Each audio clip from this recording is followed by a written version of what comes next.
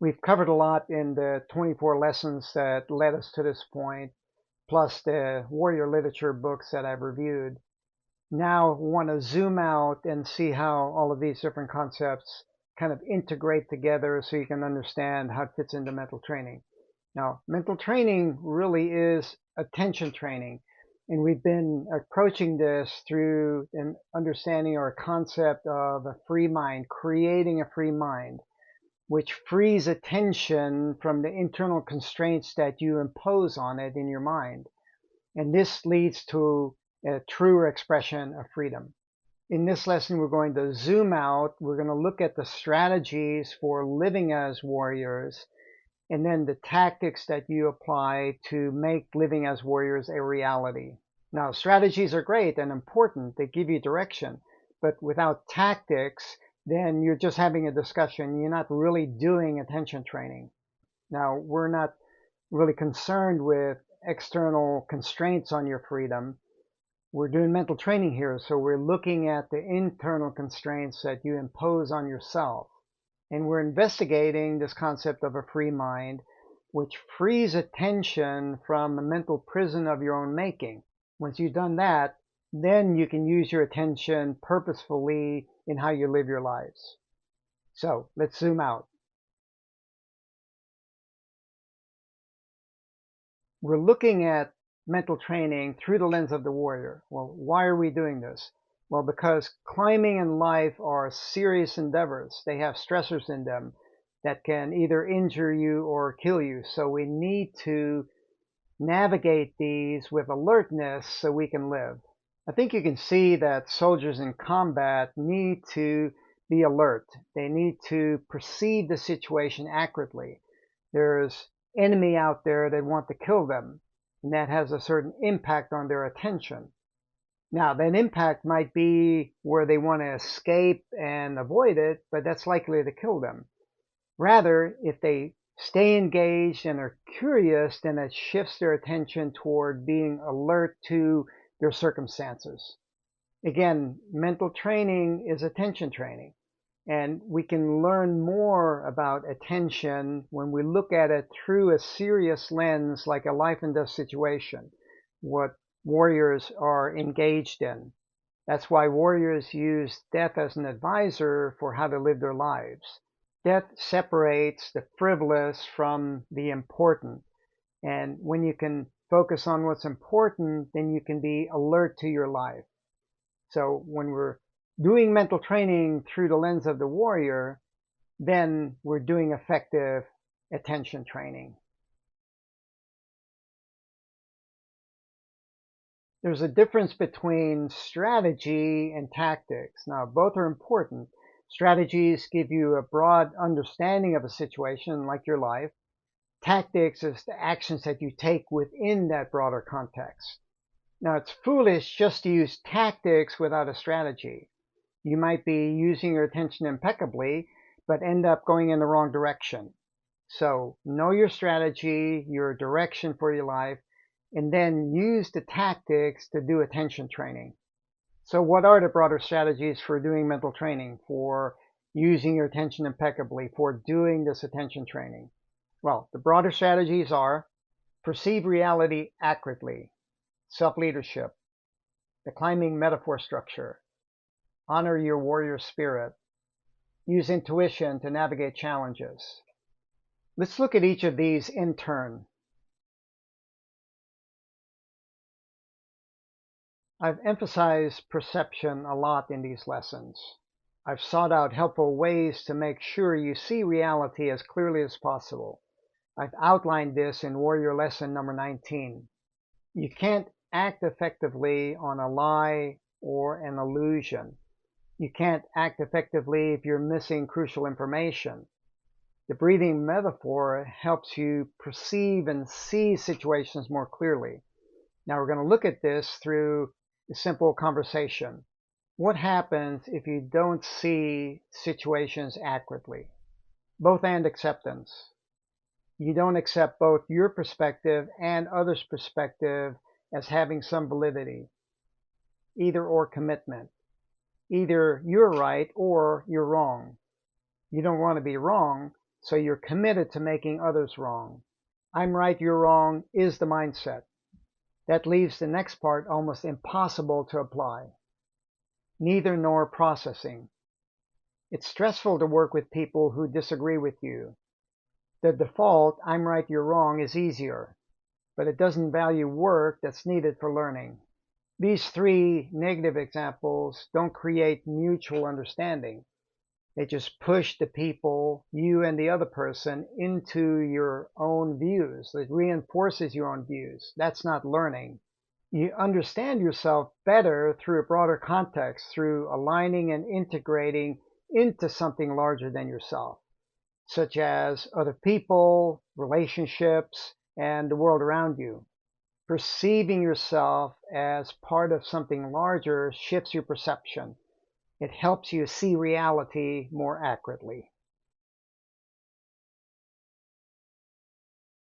You may be offended if I say that you're not practicing self-leadership. Well, you're probably practicing it some, but there's always room for improvement. Self-leadership was covered in Warrior Lesson number 24. So why is there this room for improvement? Well, because we're social animals. We understand ourselves better through relationships. And there's a strong draw to be a part of groups. But that draw can turn into just following what the group is doing instead of practicing self-leadership. Now, it's fine to follow the crowd sometimes, but do it consciously. You need to remain aware. You need to make a conscious choice to move in that direction, not just blindly follow. And then be courageous not to always follow the crowd. After all, you want to develop your own unique talents, develop them, and then contribute that to the group, to the world. And you can't do that if you're just following the crowds. Being courageous when you're engaged in challenges can be tough. You can feel lost a lot of the time. So it can be helpful to have a structure to help guide that process. And climbing, and the climbing metaphor specifically, offers a beautiful structure for understanding this, for guiding you. Why? Because climbing, like combat for soldiers, has some similar qualities. You can get killed if you're not thinking things through very well, or if you're making poor risk decisions, or if you're taking inappropriate risks. So this climbing metaphor gives you a structure so that you can stay alive. Well, here are the three elements. 1. Goal. Goals give you inspiration, vision, and direction for your attention. The mental training warrior goal is using your attention impeccably. 2. Motivation. Motivation moves you through work and toward your goal. You balance extrinsic and intrinsic motivations. Extrinsic motivation means you're motivated to achieve goals, the first part. Intrinsic motivation means you value work, the third part. 3. Work. Work will need to be done to achieve your goal. The majority of your life will be engaged in doing work. So you do the work for its own sake. That heightens how you use your attention. It helps you use your attention impeccably. There's a spirit inside all of us, inside you, that wants to grow. Honoring your warrior spirit is simply being courageous. You know that stress and risk are part of life, that these are offering opportunities to learn. Now, honoring your warrior spirit has a lot to do with gratitude. And you're not just being grateful for something easy like a restful night's sleep or when something good happens in your life. Can you be grateful for a challenge? Can you be grateful for a risk that provides that challenge? Why is it important to be grateful for challenges? Well, first of all, they're part of life. So when you honor those challenges, those stressors, then there's less resistance, there's less frustration, there's more alignment. And number 2, you learn from doing something hard, from taking a risk, or engaging that stress. Also, labeling situations or challenges good or bad sabotages your learning process because we tend to equate good with comfort and bad with stress. You unconsciously move away from bad situations. Thus, you sabotage your own learning process without even realizing it. Honoring your warrior spirit means you make a choice to be courageous.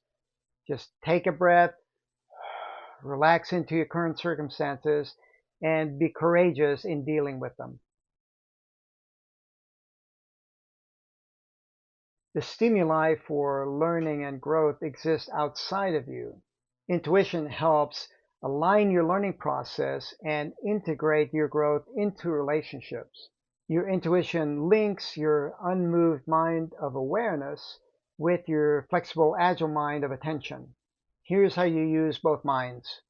First, step back with the unmoved mind of awareness. This expands your awareness. It helps you perceive the complete situation. This allows you to operate from awareness rather than thinking. Second, use curiosity to direct the flexible, agile mind of attention. Curiosity directs your attention toward the situation instead of thinking about it. It's natural to resist stress, to resist taking a risk. It's outside your comfort zone. It's in the unknown. But you deal with this resistance incrementally by using your intuition, specifically by tuning into yourself for levels of resistance. If there's a lot of resistance to taking a risk, that's important information. It's probably indicating that the risk is not appropriate for you. If there are lower levels of risk and also a desire to engage, then the risk is more appropriate. These strategies guide the tactics that you're going to use. These strategies reaffirm how you want to live. But the tactics are the details of what you're actually doing to live. The tactics are what you're focusing on when you're doing attention training. The goal has been established. Now it's all about the work. And there are three main areas for work. And of course, we're going to be looking at this through the warrior lens. Here are the three areas. 1. Be awake and alert as a warrior in enemy territory. You are in enemy territory when taking risks. The stress associated with risks distracts attention. Being awake means you're not lost in thought. You're using your unmoved mind of awareness to catch yourself lost in thought. Being alert means you focus your attention actively in the moment. You're using your flexible, agile mind of attention to act decisively in the moment. 2. Pay attention like it's your last battle on Earth. You need your attention fully focused on the task to be effective. It might be your last task on Earth. Death is stalking you at every turn. Don't be afraid of it. Be attentive to it. Change how you act knowing death is stalking you. That can diminish accidents from happening. 3. Trust how life unfolds. You're in enemy territory, paying attention like this is your last battle. Now, you trust how life is unfolding. Life is about learning. Trusting how life unfolds means you're patient with the speed of progress. You can't rush the learning process. So focus on being attentive to what comes into your awareness. You want freedom. Know that you restrict your own freedom. Attention is locked in a mental prison of your own making. Use your awareness and attention training to break free. Then you truly have freedom. Know the broader strategies. They help with self-leadership and a certain structure that's helpful. And then focus on the tactics that can help you do the attention training. Now, there's no practice tip for this particular lesson. The next two will build on the mental training tools I introduced in previous lessons. Mental training tool number 1 for the mind, warrior lesson number 11. Mental training number 1 for the body, warrior lesson number 12. In the meantime, enjoy your journey and your practice.